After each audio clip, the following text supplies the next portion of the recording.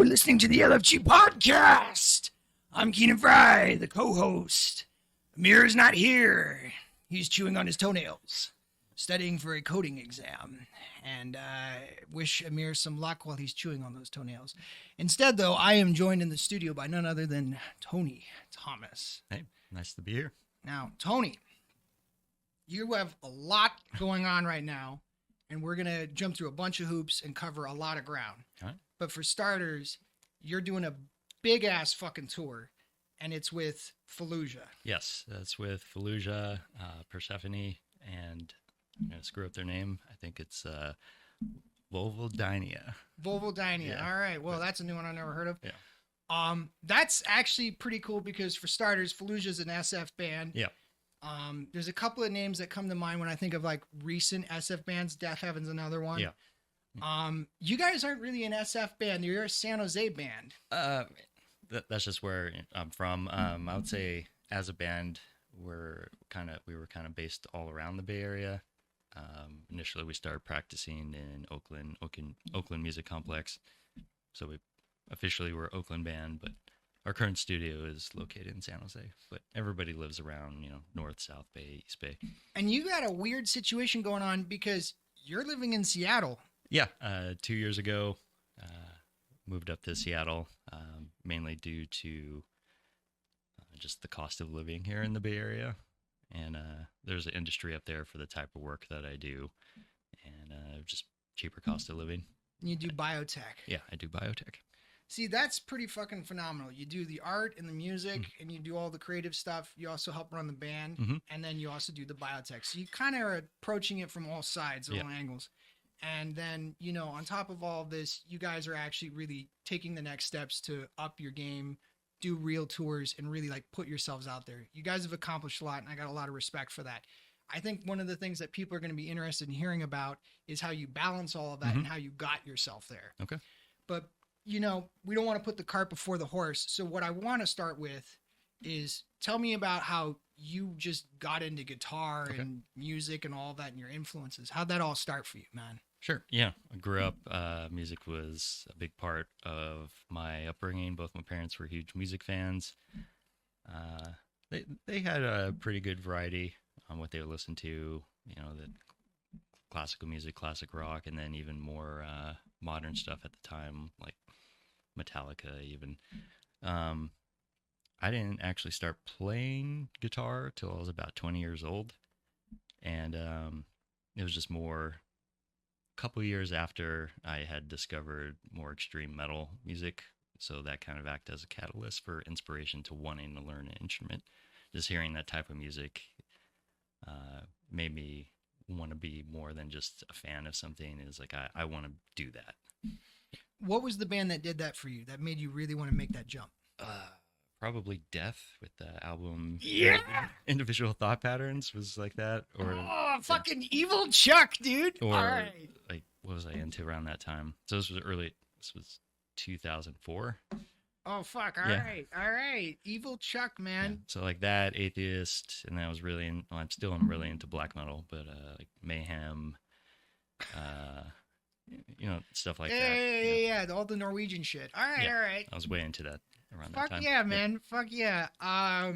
For me, it was a little bit different with Soundgarden. Okay. I got really into that, but everyone has their own pathway to it. And so it's really cool that like what you did is you identified this calling and then you went for it. I think a lot of people hesitate. They have a calling, but they're not sure if they can actually do it. And they're afraid of all the things that go along with it. And, when you started, you probably didn't envision it going this far. No, definitely not. It going this far is more of a recent development too. So I'd been doing it for years and, kind of accepted that like, hey, this is just going to be a hobby that I do. And, it's not going to go farther than this. Well, yeah. I mean, it's like a passion project. Yeah. Like we were talking about that, like the way you sort of justify it to yourself. I mean, not that you have to justify it in the sense of like, to other people, but to yourself, it sounds like for you, it's really like, this is something that I'm doing for me. And if I like it and if I'm proud of it, I'll put it out there. If it's not the best, that's okay. I'm going to work through it. And if other people like it, that's kind of the bonus. Right. I think that that's the essential thing, because a lot of people, they think like, oh, I have to get a business together. I have to have all these knickknacks and odds and ends tied in, have all these people supporting me to make it work. Mm-hmm. I've seen a lot of people who sabotage themselves. That was one of the things I struggled with. So, you know, the fact that you kind of just naturally progress through it is actually like really fucking admirable, dude. So how do you go from just being some guy who's just like, I love this music, I want to pursue the instrument, to then getting to this point? Okay. Yeah. So, like I said, picked up the guitar around 20 years old. I immediately went to trying to start a band. So I had a friend from high school that played drums, and then we just kind of started, you know, crappy garage band, learning the instruments while we did this. What was it called? I think. Yeah. This is good. See, what was it called? I think we had Savage Mutilation, and you know, this never did anything. No, yeah. But that's how it has to start. It's always something cornball like that. Yeah, but I think jumping right into trying to do a band was really beneficial, because one, it taught me how to jam and improvise. Because just playing live with the drummer, you know, he'd play some drum beats, and I just try to play guitar and keep up with it. And, you know, over time, you know, I developed that over years of doing that. And it, you know, really developed my improvisational skills and my ability to jam. And that has become my primary path when I compose music, is to really just jam out, but I hit record while I'm doing it. And keep the ideas I like. Yeah, that's pretty cool. Yeah. I mean, I think that that's so much more organic. I could go on about that, but I want to keep this the way it's going. So you kind of have this sort of this vault of recordings. Now, when you're doing this jamming process, about how much of it do you think is never going to see the light of day? Probably about 90%. So talk about that. How do you figure out what it is you're going to pick? If I like it, it's really, you know, I use myself as a filter. It's like, hey, I like this. I want to listen to this myself. That's really the filter. Yeah. What happens if you think like this is a good idea, and then you show it to someone who's in your band or your project, and they kind of shit on it? What do you do then? I say, trust me. Okay. Just trust me on this. It'll work out. I respect that. Yeah. There's a famous story about Mark Morton, who came up with the song Descending. He came up with the initial riff, the Lamb of God riff from Sacrament back in like 2006. And they all shat on it. Yeah. But it was one of the best songs besides Redneck, which is the other one he wrote for that record. So yeah, man, respect. You really got it on level there. All right. So you kind of have like a process of putting together your ideas, coming up with things, and you went through a natural process of just jamming with people, right, and just trying to meet people and make it work. So what were some of the obstacles that you were kind of like running into? You know, earlier on, money. And then, you know, being in your early 20s and being in a band, you're around a lot of people that like to party a lot. Fucking nihilistic. Yeah. And that can really get in a way of, I guess, the business side of being in a band, where like, hey, let's be focused. We have these songs. Let's record them, put, you know, some effort into making them sound good with the recording, and put out an album instead of, you know, focusing on partying and playing shows, which, you know, is a lot of fun. Well, you kind of have to do the shows to get experience. Yeah. I mean, I got a lot of experience playing live. Like my first real band, it's called Absent Society. Absent Society. Yeah, so they were active, I think, around 2003, and I was there 2006, like the beginning of 2006, and then I kind of left at the end of 2011 because I started going to college at that time, and that became kind of my focus, and just didn't have time to do a band as active as they were. But so you went to college later on? Yeah, I started college at 25. You know, man, that's really interesting, because like so a little bit of contrast. Yeah. For me, when I was doing art, I was always told like it's a dead end, and if you do that, you're gonna be a fuck up. Yeah. My uncle, who was kind of like a second dad to me. So my dad, okay, back up a bit. My dad worked in the same field as you, and that's kind of where our connection comes from. I wanted to save that for later on. We'll go into that later on. My dad was always working as a kid. My uncle was the one who like brought me into like all of this weird stuff about the city. Like, you know, he used to tell me about Little Roger and the Goosebumps, which did Stairway to Gilligan's Island, because the song Gilligan's Island from the show is in the same key as Stairway to Heaven, and like just weird, goofy stories about Berserkly Records. And then I was talking to Paul the other day about the Tubes, and I grew up like with my Uncle Mike telling me about that stuff. My first CD from him was the Allman Brothers, Eat a Peach. And so like my route, because we both share death metal in common, mine was very different. I started listening to all this psychedelic stuff, and then I got into it. I got into music at 16, a little bit younger than you, but I was always told like, you're going to be a fuck up and a nothing if you do this. And that's why I wanted to emphasize in the beginning how organic your process was, because prior to this, when we were hanging out, you really had like a natural flow to it. Like you were just going with the stream of things. For me, when I was 18, it's like, you're going to go to college and you're going to be an engineer. Everyone in my dad's side of the family is an engineer. And so like your process is so organic, and I admire that. Thank you. Because I think that in that sense, when you go through that, you have more faith in what it is you're doing. And like, I went through college right away, and I wish I had waited and done like the creative stuff first. And so it's very interesting because like we've gone about it different ways, but it's interesting how like the paths kind of converge. I don't know. Which right. A little cosmic there. Yeah. I mean, give a little more context on that. I was the first person in my family to even try to go to college. Yeah, I was pretty terrible student in high school. You know, there was never an expectation for me to go to college. It was more of like, you know, my parents saying, we didn't do this. This would be a good thing that you should do, especially in the world today. And, you know, I wasn't a good student in high school, so I was like, nah, I'm not doing that.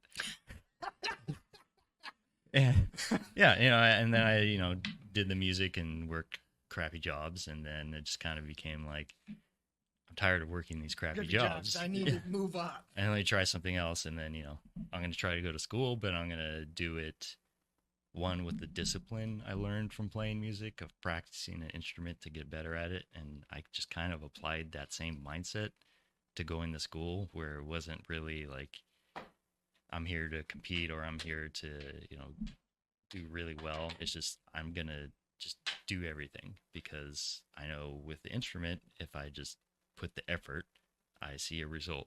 And that's all I did, and it worked out really well. Yeah. I 100% respect that. I mean, my comparison for music is it's a lot like weightlifting. Yeah. I was playing guitar at San Jose State. I had a guitar teacher named Chris Lee, who's I know him. Yeah. He was the same teacher for Casey and Colin. I think he's like everyone's teacher. The best secret guitar player in the entire Bay Area, honestly. Okay. Not that he's really a secret, but like underrated. He's the best kept secret. No, Yeah. he is. I used to go into his studio over at the practice place, going all the way down 4th Street, going to the 101, getting towards the airport. And I used to sit in there and practice with him, and he would throw tennis balls at me. It's like, you're fucking standing still, goddammit, move! And he would throw shit at me and scream at me, and it was like, kind of like, oh, fuck! Yeah. But he was doing it to just try and get you, like, out of your shell. Yeah. He would do all kinds of goofy fucking shit. Man, I want to, side note, I want to bring Chris on the show. Chris, come to San Francisco, Chris. Come here! Ah! Anyway, you know, it's funny because when I worked with Chris, he put that mindset about weightlifting into my mind, like it's a muscle and you're working it out. And the same way you talk about the repetition and the discipline, he's a guy who has it. That's why he's manifested those skills and why so many people respect him. Right. and so many people have come from his studio, and like he is the guy in San Jose. Like you go to the Guitar Center there and you're like, hey, do you have a teacher that you'd recommend? They all recommend Chris. Yeah. I mean, like, I feel that he could easily walk into a band like Animals as leaders and be totally fine. Which is fucking mental, dude. Like, what? I know that we're going down a rabbit hole here. Yeah, we can focus up. But it's just the discipline thing. Yeah. I fucking respect that. We're gonna take our first break. We're gonna come back in a few minutes. We got a song that we're gonna play for you guys that is by Dawn of Ouroboros. We are gonna play Velvet Incandescence, and we'll be back in just a moment.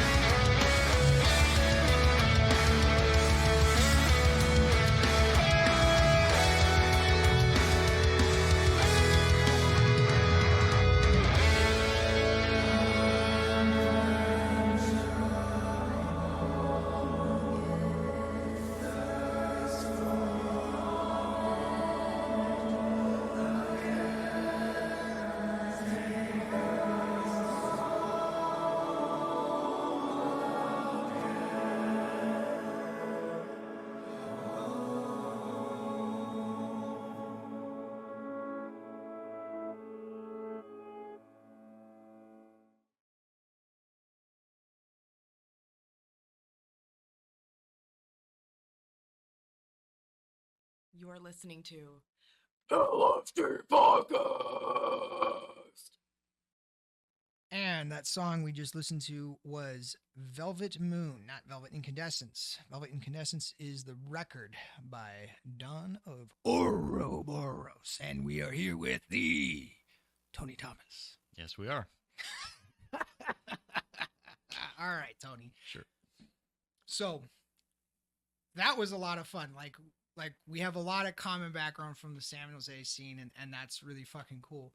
I want you to kind of tell us some more about the things that led up to Dawn and you starting this project. Tell us about that.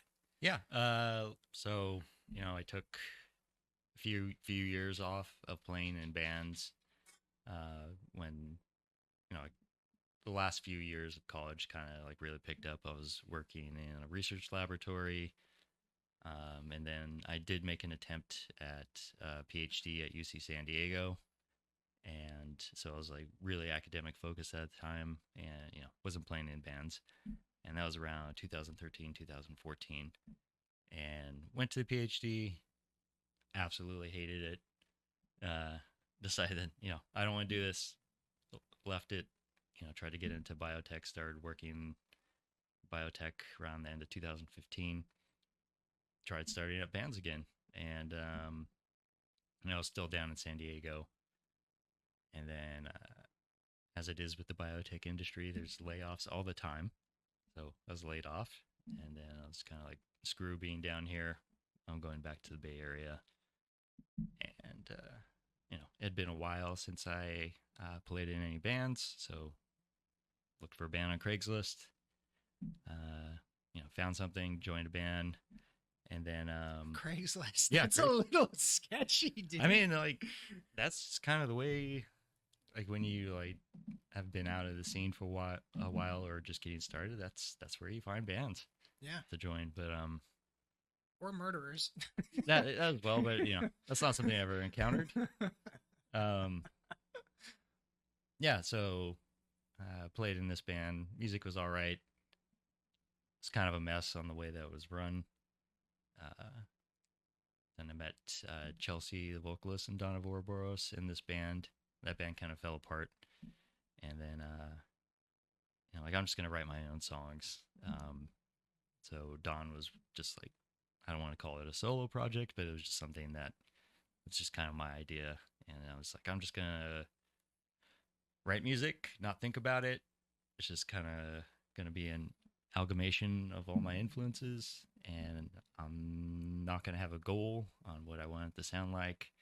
I'm not going to have a goal on, what subgenre of metal that I want to fit into. It's just going to have characteristics of stuff I listen to. And, just kind of free form in the writing based on just jamming, mainly to just like a metronome or like generic drum loops. And then, developed some songs, brought in some other people that I met from playing in a few other bands, like, Chelsea on vocalist from the previous band. I met David, who's in Deliria, who you'll be talking to. He played bass in a lot of the bands, so I'm like, do you want to play bass? And then for the drummer, I would say around the same time I was writing for Dawn, I was jamming with this other band called Sentient Ignition, which is kind of a technical metal band, and Ron was the drummer of that band. Okay. And I just said, do you want to play drums on this project? And we recorded, released our first song with music video in 2019. It was really well received. Recorded that album over that year. And then I just started cold contacting record labels. Just, why the hell not? Call them. Yeah. Yeah. Just here's my demo. You'll never know if you don't ask. Yeah. I respect that, man. And this German record label said, yeah, I like this. I'll put it out. What label was it? Natravox Productions. Never heard of it. Yeah. Shout out to Natravox. But yeah, I mean, it's kind of a small indie label. But they'll put out your album. He'll pay CDs and vinyl, and gotta get started. Promo could have been better, but it was nice to have somebody else pay for that kind of thing. And yeah, and then our album came out in March of 2020. So we didn't really get to play live for about a year and a half. That was The Art of Morphology. That was The Art of Morphology, yes. So that was your first release. So was that like the first album that you've ever actually released, like beginning to end? Yeah, and it was the first album where I was the writer for the music. That must have been really exciting. Like first off, just like getting around that corner and being like, wow, it's like in my hands. Like here it is on vinyl, or here it is on CD, or even if it's like an MP3, just like having the finished product. Right. What was that feeling like when you finally, like, did it feel like a homecoming? Like, what was that like for you? Well, I was 36 at this time when this album came out, and I had been playing guitar, since I was 20. Yeah. In like, various bands that whole time. And I had kind of decided, like, I had the thought, like, this is kind of be how it's going to be, doing this for fun. And then, I got that, and it's like, well, I never expected this to really happen.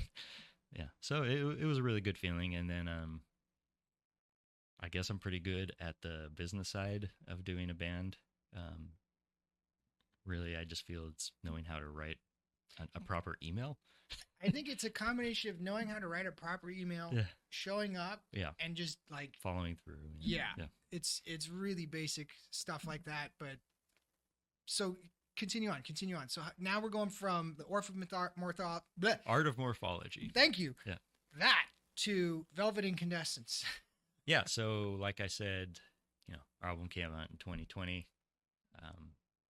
Kind of just was online stuff.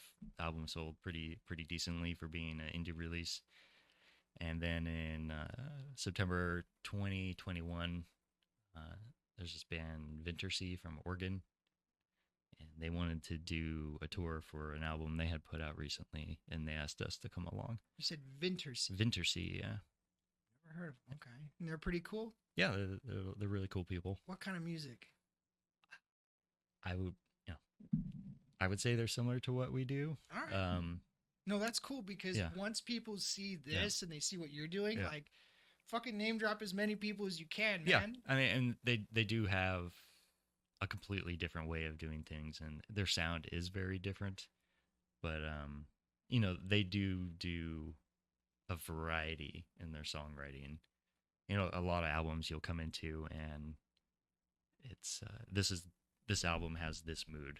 I know this, and I'm going to expect this mood or this feeling basically the whole way through the album. Right. And that isn't really our approach. And that's kind of an approach they take as well, where, there's going to be varied moods, varied tempos. Like, hey, this is going to be a softer song, or this is going to be, like a really fast song with lots of blast beats or something. So there's variation. But yeah, we did our tour with them in September. And then I guess the manager of Prosthetic Records had bought our first album, and then he had saw we're on tour, sent us an email, and I talked to him on the phone while we're on tour, and he said, hey, we're interested in working with you guys if you are. Yeah, buddy! Yeah, so then... And just so people know, Prosthetics is a subsidiary of Epic. It is. It is. Not that... It is. In fact, so Lamb of God was on Prosthetic. Yeah. So I know I'm interrupting you, but like, that's some fucking major league shit, dude. Like, but I would have to double check on the Epic thing. That's news to me. They were tied in with Epic for a while back in the early 2000s, I thought. I'm not sure if it still is. It's not something I've heard of with talking to the manager, and then we've met the owner. Okay, maybe I'm mistaken, but I was pretty sure they were tied in. It doesn't matter. It could well be, but yeah, it doesn't matter. But still, Prosthetic it's recognized. Yeah. It's like that's the validation thing. Like you were saying in the beginning, you're not really looking to necessarily make it into a career, but you appreciate the validation, and like, that's a big call, man. Yeah, something putting my time and effort into, representative of my creativity and the rest of my band's creativity, and just the fact that there's people that are enjoying this, and there's people that want to invest their own resources in supporting what we do. That really means a lot. All right, so let's talk a little bit about how Velvet Incandescence came together, because that came out in 2023, and you actually have some other projects that are coming out soon. Yeah. So let's talk about Velvet, and then let's talk about the new stuff and kind of compare them a bit. Yeah, sure. So before The Art of Morphology was even released, I had already started writing material that would end up on Velvet Incandescence. So a couple of the songs were written at the end of 2019. You know, just doing my same thing, kind of whatever I want. It's going to be metal of some sort, with, I guess, a strong thread of a black metal influence, because I would say that's my favorite subgenre. And so that kind of developed over 2020, and then I think I finished writing it in February of 2021. So when you write, let me ask you this. One of the things that Casey did when he was doing their first release for Lost to the Void, and then he moved on to doing Embrace and Disgust. And just a quick shout out, Chelsea was on that record. When they did Embrace and Disgust, he came with ideas, and then they tapped a new guitarist to come in, and he had him do some stuff, and then they like sort of bounced around between everyone, kind of threading pieces together. From what it sounds like, you kind of do this thing where you're in a sort of vacuum, doing a lot in isolation, and then like you show up with your part. Do other people like write on their own? Do they write as a group? How does that dynamic work? At least at this point, it's more I bring full arrangements for the songs, and then, you know, we got a Bach over here.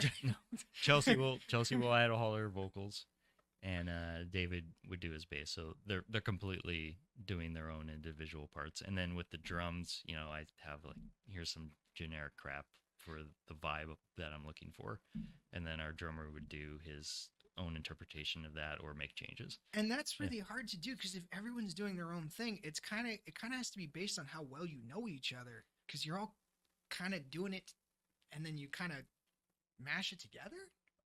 I would say it's more, hey, I know what your skills in you know, as a musician are, and then I trust that it's gonna be fine. Intuition. Yeah. Okay, that's pretty fucking organic. That's cool.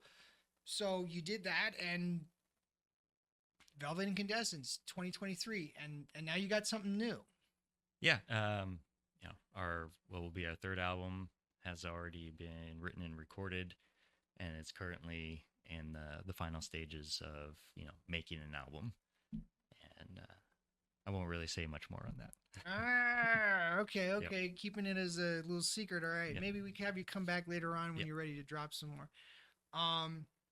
Were there any changes in how you went through the writing process? Yeah. So at least with Dawn, I want each album to, you know, one, still sound like us, but to be different from the previous one. I don't want to go in and do the same thing outside of it having like a basic framework that still sounds like the band. But other than that, I'll take a completely different approach. Like I would say, The Art of Morphology had a lot of variety, and I used a lot of like soft synth intros and outros for the songs.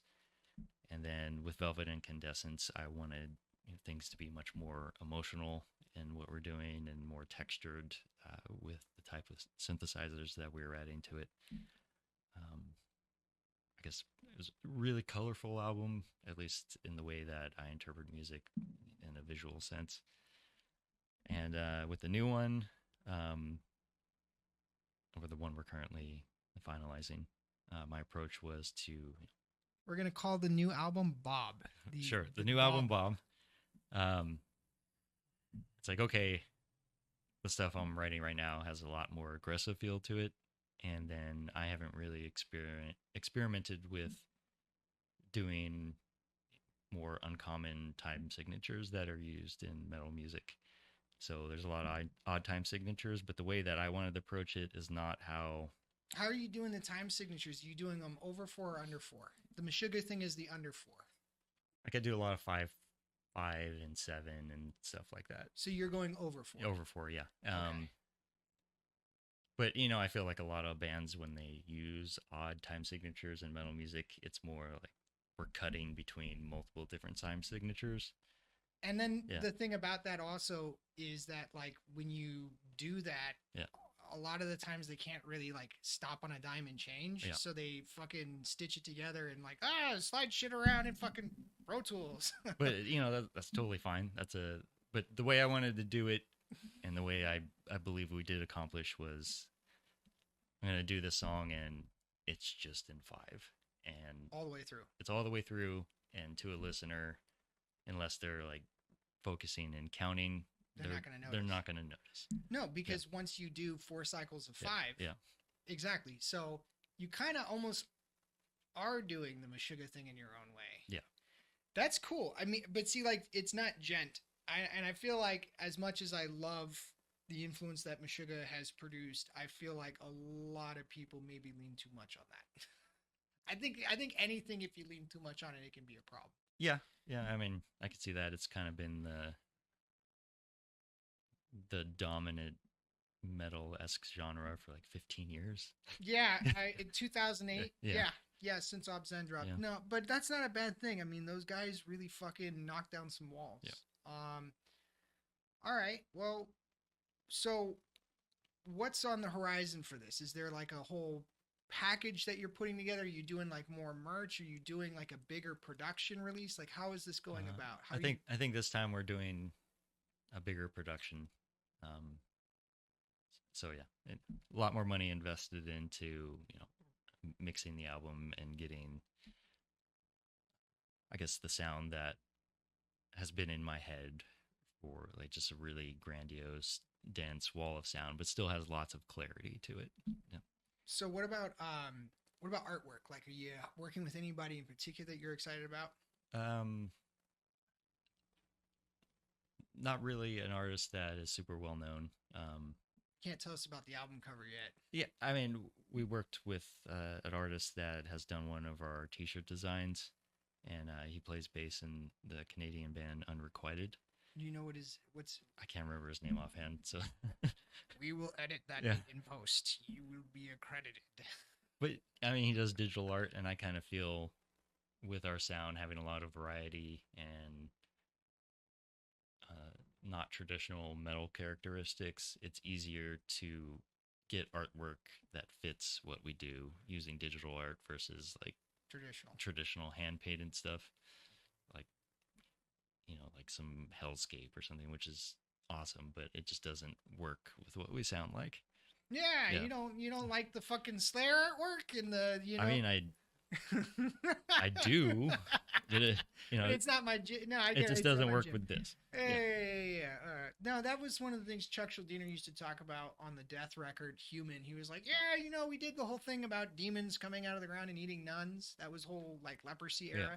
But when Human came out, he's like, we're going to turn a corner and talk about divorce. And that somehow was more horrifying than the zombie record. As what was it? Scream Bloody Gore. Mm-hmm. That was the first one with zombie apocalypse on it, or whatever, or zombie ritual. That's what it was. Mm-hmm. So speaking of like lyrical content, like what are some of the things that you're talking about? And it's maybe a little bit more of Chelsea's thing, and we'll ask her somewhat about that too. But I can give a brief summary. Sure. Again, a lot of variety. She does a lot of improvisation in how she does her vocals, including the lyrics. So it's pretty freeform. I wouldn't say there's a specific topic that she sticks to. You know, it's just more like, hey. And so you kind of just give her like a pasture to, and it's like, this is your open space. Yeah, just your open space. Do what you want. Fuck yeah. So you make the canvas and that's cool. That's cool. All right. Sometimes I've made comments, but usually I'm not. All right. Well, we're going to come back in just a minute. We're going to listen to another one of your songs, play another video, and then we're going to come back, and we're going to just wrap up with the third segment. Sure.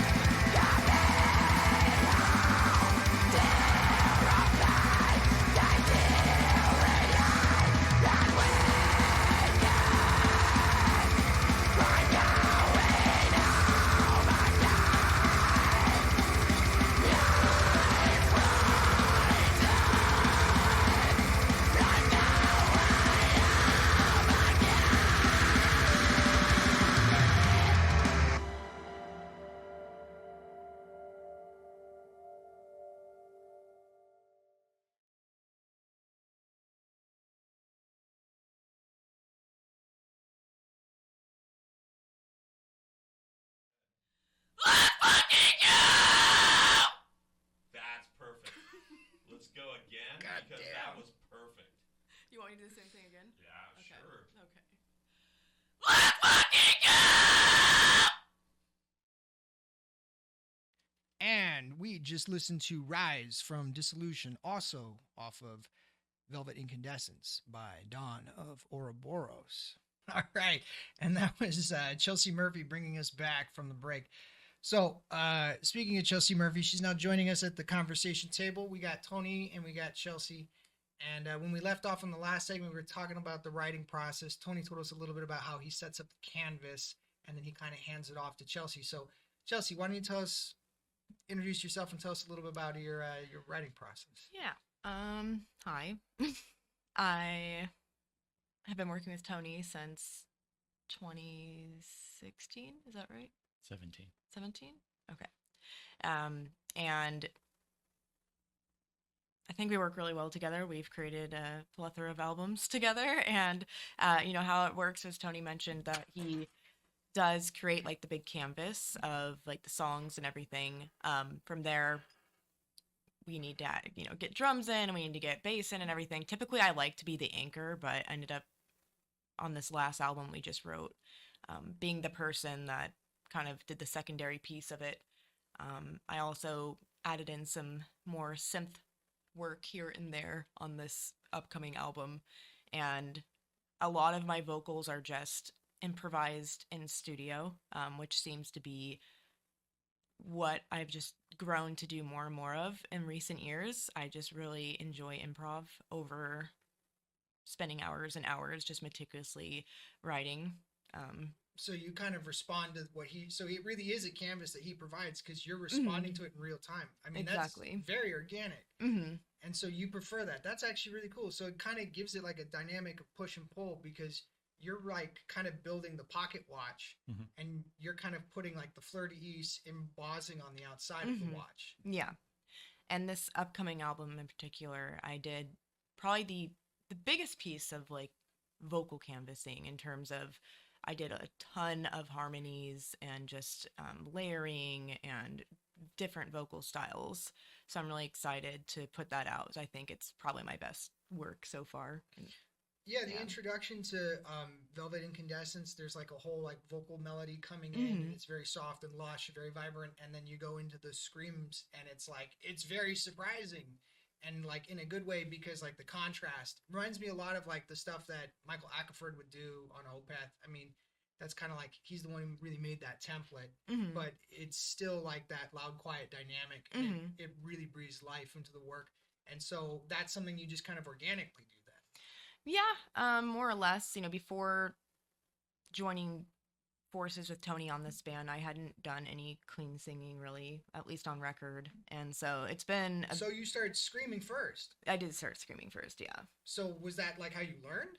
I don't know. I mean, I always used singing as kind of like my place to feel good and safe and like just happy in general. And so like that was just something I really kept for myself. And then in my like teenage years, being into metal and everything, I was like, I'm gonna try screaming. And then I just tried and was able to do some like mid-range stuff and built outwards from there. And going into my late teens, joined in forces with some bands and then kind of just ended up here somehow. So no, that's cool. yeah. And then, but yeah, as far as like clean singing goes, like the really melodic stuff, that's really new for me to do on record for sure. And I feel like each record does get better with, having more experience. So that's cool. So when you're writing the music parts that she's going to canvas over, do you have like an idea in your head, like, oh, I want like a big vocal push here or? Not particularly.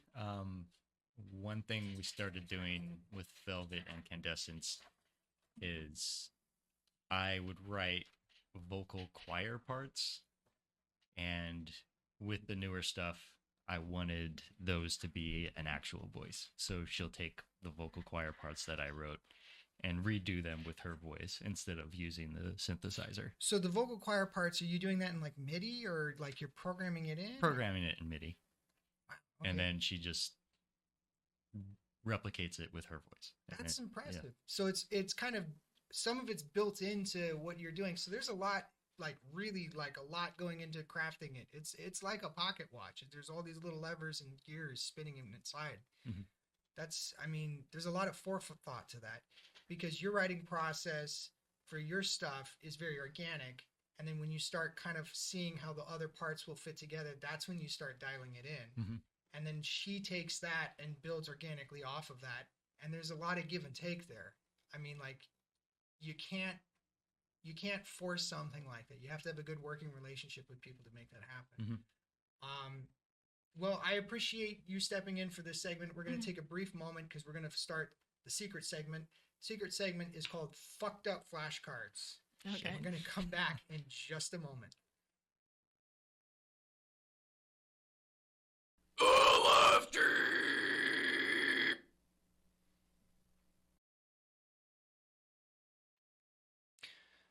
Hey, and we are back for the final and secret segment. This is Fucked Up Flashcards. All right, now the rules are simple. You have 2 minutes, and you have to answer these questions as fast as you can.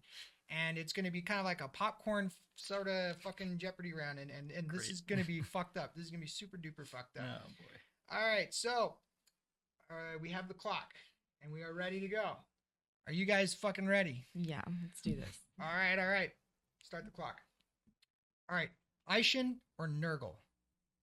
Nurgle. Nurgle. All right. Wait, no, never mind. My mind was scattered. Aishin. Aishin? All right. All right. Oprah Winfrey is in a knife fight with Ellen DeGeneres. Who wins? Oprah. Both Yeah, show. Oprah. All right. Pizza or burritos? Burrito. I can't really have burritos, so I'm gonna go pizza. Yeah. Pizza? All right. Swimming or running? Running. Swimming. All right. Rainy days inside or a sunny day on the beach? I love the beach, but can it not be sunny? I'm gonna do rainy and outside. Rainy and outside, so Yeah. cold and wet. All right. All right, you can have a choice between the superpower to see and breathe underwater or to fly. I'm gonna fly, bro. You fly? All right, what about you? I'm gonna do flying as well, just for fast travel. All right. I don't know, I'd go under the water and talk to the fish and hang out in the Titanic. All right, elephants or penguins? Penguins. Elephants. All right, you got to go to the San Francisco Zoo and murder all of the fucking penguins, and you have to shoot all the elephants in Africa and sell the ivory. All right, fantasy fiction or sci-fi fiction? Sci-fi fiction. Sci-fi. All right, you're never allowed to read a sci-fi book again. You do, your thumbs will get cut off. Oh my god. All right, trip to Gibraltar in Spain or a trip to Chichen Itza in Mexico? Spain. I'm gonna go with Mexico. Sounds more interesting. All right, Yeah. gonna go to the Temple of Human Sacrifice. Yeah, all right, that's fucking metal. All right, name a guilty pleasure record. I love the Backstreet Boys. All right, that counts. I don't know if I really have a full record, but I'll go with Gunship. Or That's not a non- guilty pleasure. They're fucking non-measurable. sick. They're Non-metal. sick. All right, mine is Modest Mouse, The Moon in Antarctica. Mm. All right, last one. Baked potatoes or a garden salad? Garden salad. I like to keep it fresh. Definitely salad. All right. Well, I'm all about the potatoes, but that's because I'm Irish. Well, All right, and that was Fucked Up Flashcards, just a goofy little segment. You guys have made it to the end.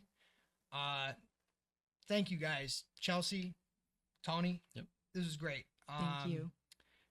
You know, I really like what you guys are doing with the project. It sounds like there's a whole new sort of chapter coming up ahead for you guys with Dawn of Ouroboros. You have an amazing tour coming up with Fallujah. Do you want to just recap some of the spots you're stopping off at? Anything in particular you're excited I about? don't recall the majority of them. It's the most tour stops we've ever done. Yeah. But we are gonna have one here in San Francisco. That'll be in the second half of July. Okay. I would I think have it's the to 22nd. the 22nd, I'm pretty sure. something Alright. like that. Yeah. We'll throw up some flyers and promo for it. All Thanks. right. And do you guys want to say any shout outs? Anyone you want to thank? Anyone you want to name any bands or anything you want people to check out? Just a moment to give you some shout outs. I got no one specific, but shout outs to everybody that we collaborate with, Yeah. that we work on music with. very happy with the kind of music collective that I've developed over the years and having the privilege to work with so many great musicians. Yeah, I'm really excited to work with Lewis. Oh, yeah. Yeah. That's for future. We'll go more into that later. But yeah, as far as bands, I don't know. Check out Quan. All right. Well, there you go. Dawn of Ouroboros. Thank you for having us. Tony Thomas and Chelsea Murphy. Catch Dawn of Ouroboros on tour with Fallujah, Persephone, Vulvodynia, and Illusionist, July 22nd at Neck of the Woods in San Francisco. Brought to you by Pinup Productions.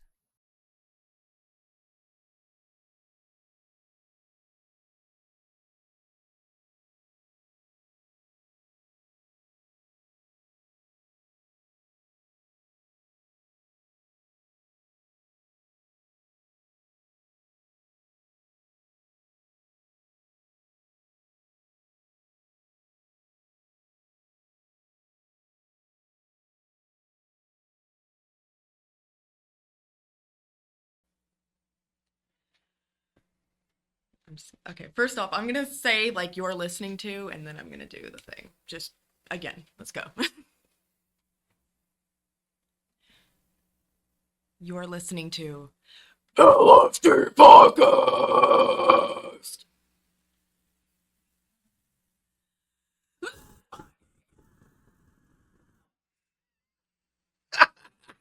I don't think that one went through at all because it was so high.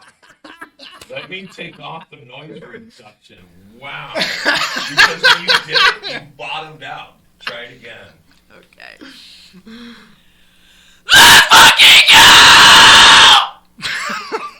So it's the noise gate. So even when I take off noise gate and bring you all the way down, she redlines. That's fucking great. Get him back up. All right, so I'm gonna do I'm gonna reduce your dBs here. Let's try it again. Go for it again. Just putting a limiter on it. Fuck. Go ahead. Let's fucking go! That's perfect. Let's go again God because damn. that was perfect. You want me to do the same thing again? Yeah, Okay. sure. Okay.